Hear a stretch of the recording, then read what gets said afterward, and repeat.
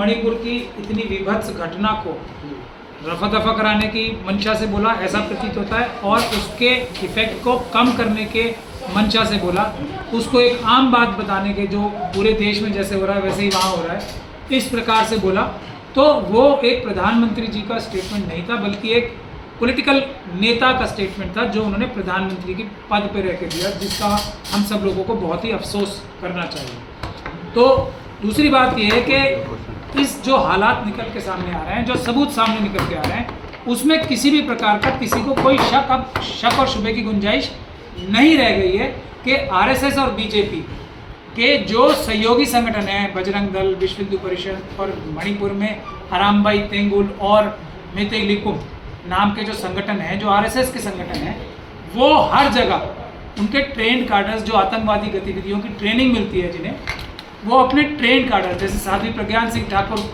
को आतंकवादी गतिविधियों में लिप्त होने की ट्रेनिंग मिली थी, उन्होंने भी ट्रेनिंग ली थी, और एक लेफ्टिनेंट कर्नल पुरोहित और साध्वी प्रज्ञान सिंह ठाकुर के ऊपर ये इल्ज़ाम है कि वो बहुत सारे आतंकवादी आरएसएस और बजरंग दल के उनको ट्रेनिंग देते थे। तो ये वो ट्रेनिंग प्राप्त किए हुए लोग जाते हैं हर जगह, और वो लोग गोली चलाते हैं, वो लोग आग लगाते हैं, वो लोग बम चलाते हैं, लेकिन इसकी बदनाम मेतेई समुदाय को करते हैं, बदनाम हिंदू समुदाय को करते हैं। इस बात की साजिश को समझना हिंदू समुदाय को और दूसरे लोगों को समझना बहुत जरूरी है। सर, जिस तरह से मेवात में हिंसा हुई, बजरंग दल वाले वहाँ बात मचाया, हरियाणा सरकार ने 50 से ज़्यादा एफआईआर दर्ज की है, लेकिन एक भी एफआईआर बजरंग दल पे नहीं हुई है। तो क्या लगता है, एक तरफा कार्रवाई हो रही है? नहीं, एक तरफा नहीं हो रही ना। जो क्रिमिनल लोग हैं वो अपने सहयोगियों के खिलाफ कैसे कार्रवाई करेंगे?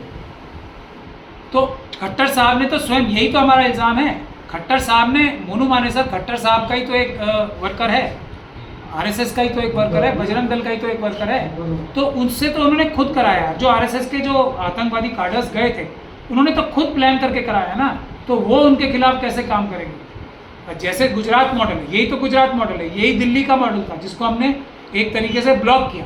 मुझसे क्या दुश्मनी है आरएसएस की? क्योंकि मैंने गुजरात मॉडल को दिल्ली में उसको दोहराने नहीं दिया, रोक लिया, पुलिस के खिलाफ एफआईआर कराई, पुलिस के खिलाफ कार्रवाई करी, पुलिस के खिलाफ फाइन कराया, और एक तरीके से जो उनका गुजरात मॉडल था यहाँ विफल कर दिया। मणिपुर में गुजरात मॉडल हुआ। आप यहाँ तक कि आपको अगर सही से इन्वेस्टिगेशन की जाएगी तो 84 भी एक गुजरात मॉडल ही था, जो सिखों के साथ हुआ, जो नेली में हुआ आसाम में, वो सब आरएसएस के कार्डर्स अल्टीमेटली कराते हैं, और वो बहाना ये बनाते हैं कि एक समुदाय ने दूसरे समुदाय से लड़ाई की। कोई समुदाय भारत में किसी से लड़ाई नहीं करता।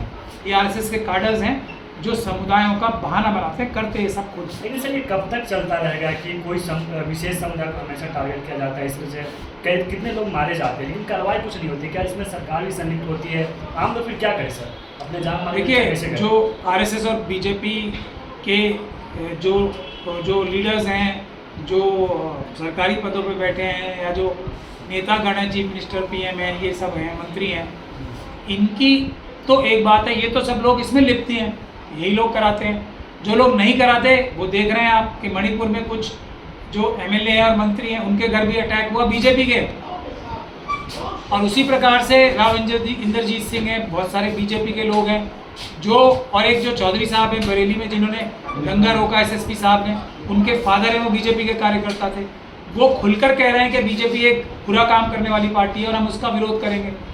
जो ऐसे लोग भी हैं जो जिनका कॉन्शियस बचा है, तो वो, लेकिन बीजेपी और आरएसएस बाय एंड लार्ज जो है, वो तो देश तोड़ने के लिए और आतंकवादी गतिविधियां कराने में संलिप्त हर जगह पाई जा रही है। लेकिन हमारा अफसोस, हमारा जो दुख और चिंता है, वो इस बात से है, जैसे कांग्रेस पार्टी ने कर्नाटक में वादा किया था इलेक्शन में कि हम बजरंग दल को आतंकवादी संगठन घोषित करेंगे, आज तक नहीं किया।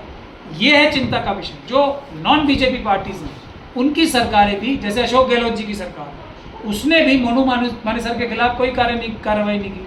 तो ये है बड़ी वजह। आज देश में ज़्यादातर जो प्रदेश हैं, वहाँ पे नॉन बीजेपी, नॉन आरएसएस सरकारें।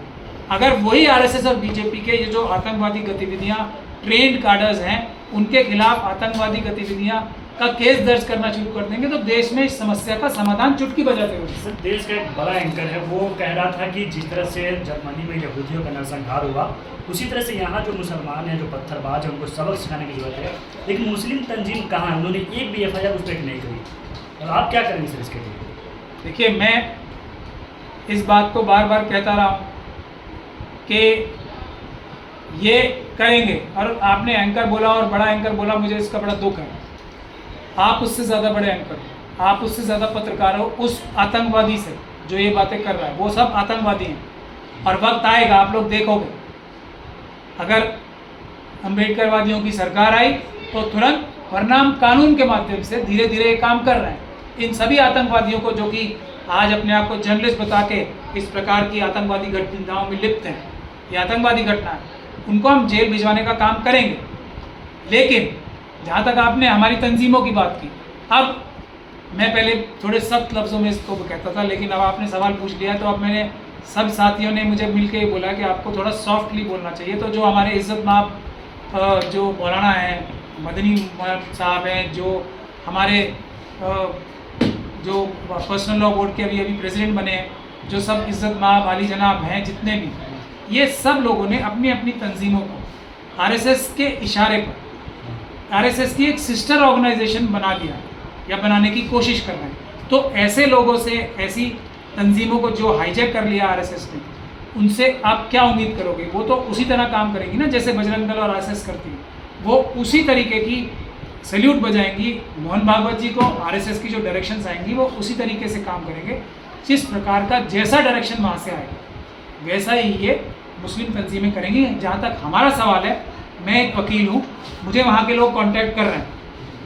अगर मुझे वकील वहाँ के लोगों ने एंगेज किया तो मैं वादा करता हूँ, जो मैंने दिल्ली के जो हमले हुए हैं और जो दूसरी जगह जो ऐसी कार्रवाइयाँ हुई हैं जहाँ भी, मैं उसकी सही उचित कानूनी कार्रवाई करूँगा और उन सभी दोषियों को पहले जेल भिजवाने का काम करूँगा, जो सरकारी अधिकारी हैं, जो पुलिस अधिकारी हैं, क्योंकि उनके फेलियर की वजह से, उन्हीं के साथ खड़े, जो ये भ्रष्ट अधिकारी हैं, उनके साथ खड़े हो गई तो इन्होंने, बजरंग दल वालों ने ये हमले किए हैं। और ढूंढ ढूंढ के ऐसे अफसरों को निकाला जाएगा और उनके खिलाफ कानूनी कार्रवाई की जाएगी। और अपने लोगों को, जो मजलूम हैं, चाहे वो किसी भी समुदाय से आते हो, अपने लोग, मैं उन्हें बोल रहा हूँ, कोई और विषय ना लिया जाए इसका, जो भी मजलूम हैं, जिनके, जो पीड़ित हैं, जिनका नुकसान हुआ है, जो यात्रा में भी जो भोले भाले लोग जा रहे थे धार्मिक आस्था की वजह से, काडर्स को छोड़ के आरएसएस और बीजेपी और बजरंग दल के, वो सभी लोगों का अगर कोई नुकसान हुआ है तो उनको न्याय दिलाने का और उनको छुड़वाने का काम भी हम करें। लेकिन दोषियों को सजा तो दे दी गई ना, कह रहे हैं दोषी जो है रोहिंग्या मुसलमान है, बुलडोजर चला दिया गया सारे वहाँ पे, कह रहे हैं दोषियों को सजा दे दी है। मोनू मानेसर से बड़ा दोषी कोई है इसमें? खट्टर साहब से बड़ा दोषी है कोई? वहाँ की जो पुलिस भ्रष्ट अधिकारी थे, जो एक अफसर जो छुट्टी चला गया था या उसको छुट्टी भेज दिया गया, वो भी कोई चौधरी साहब जैसा ही अफसर बता रहे हैं कि वो ईमानदार अफसर, कि अगर वो अफसर एसएसपी रहता वहाँ तो नहीं होता। तो खट्टर साहब और उनके वो डीजीपी जिन्होंने ट्रांसफ़र किया, बुलडोज़र यदि चलना चाहिए तो इन लोगों के घर चलना चाहिए, और बुलडोज़र चलना हम नहीं मानते कि सही कार्रवाई है। मोनू मानेसर के लिए भी बुलडोज़र नहीं चलना चाहिए। जो कानूनी कार्रवाई है वो ये है कि उसके घर की कुर्की की जाए, क्योंकि वो एक भगोड़ा मुलजिम है।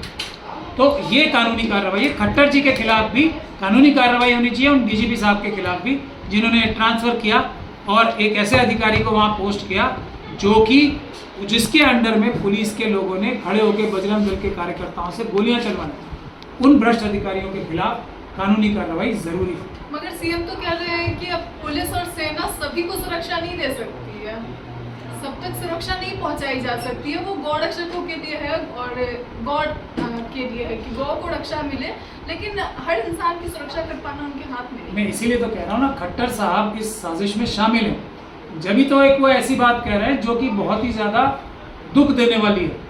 भारत की पुलिस के बारे में इस प्रकार की भाषा का इस्तेमाल करना बहुत ही दुखदायी है। वो क्योंकि इस घटनाओं में लिप्त हैं, इस प्रकार की स्टेटमेंट वो इसलिए देने के लिए मजबूर है। भारत की पुलिस और जो चौधरी साहब बरेली में एसएसपी थे, उन्होंने साबित कर दिया कि एक अफसर अगर ईमानदारी से भारत के संविधान के हिसाब से काम करेगा तो किसी बजरंग दल के गुंडे की, किसी आतंकवादी की इतनी हिम्मत नहीं है कि कोई कार्रवाई कर ले। लेकिन नतीजा क्या हुआ? खट्टर जी की तरह ही जैसे इसको ट्रांसफ़र किया गया था यहाँ से, जो नू का एसएसपी थे, उसी तरीके से उन्होंने, क्योंकि होने नहीं दी गतिविधि चौधरी साहब ने, तो उनके ट्रांसफ़र कर दिया गया घंटों में। तो ये खट्टर साहब की एक तरीके से इकबाल जुर्म है। पुलिस तो कर सकती है, उनके दबाव में आने वाली भ्रष्ट पुलिस जो है, भ्रष्ट अधिकारी पुलिस के जो है, वो नहीं कर सकते। वो ऐसा कह रहे हैं। भारत की पुलिस, भारत की सेना इतनी सक्षम है कि वो किसी भी व्यक्ति को न्याय दिला सके, किसी भी व्यक्ति की नहीं, पूरे देश के एक एक नागरिक की सुरक्षा कर सके। खट्टर साहब को ये स्टेटमेंट देने से पहले 10 बार सोचना चाहिए था और उन्हें शर्म आनी चाहिए स्टेटमेंट देने में। सर लेकिन पुलिस वाले भी तो जान ले रहे हैं, पुलिस वाले भी तो जान ले रहे हैं, पुलिस लग रहे हैं मोदी योगी का नाम लेना पड़ेगा अगर रहना है यहाँ पर। जिस व्यक्ति की आप बात कर रहे हो वो अभी एक जेल में है, और जैसे जाकिर नायक के ऊपर जो केस चल रहा है उसका भी केस, उसके दिमाग में जहर डालने का केस। जाकिर नायक के ऊपर क्या केस है? उनके ऊपर केस ये है कि उनके भाषण सुन के, उनकी स्पीचेस सुन के बहुत सारे लोग ऐसे हो गए जो आतंकवादी घटनाओं में लिप्त हो गए। उसी प्रकार से जो जिन 2 लोगों का नाम लिया गया और उनके जो बॉस हैं मोहन भागवत जी, उन लोगों के खिलाफ भी जाकिर नायक वाला केस ही दर्ज किया जाना चाहिए, क्योंकि जाकिर नायक ने जो किया था इन लोगों ने भी वही किया है। जाकिर नायक का नाम लेके तो किसी ने आतंकवादी घटना नहीं की थी, लेकिन मोदी जी और योगी जी का नाम लेके तो आतंकवादी घटना तक कर दी है।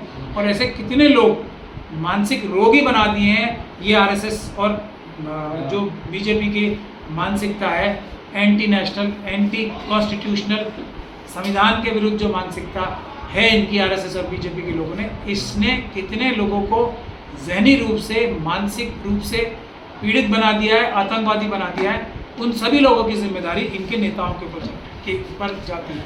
मोनू मानेसर का इंटरव्यू कर रही है एबीपी न्यूज, कह रहे हैं मोनू मानेसर के मुझे खतरा है जान मारने के, इसलिए अगर गारंटी लेते हैं तो मैं पुलिस को दूंगा।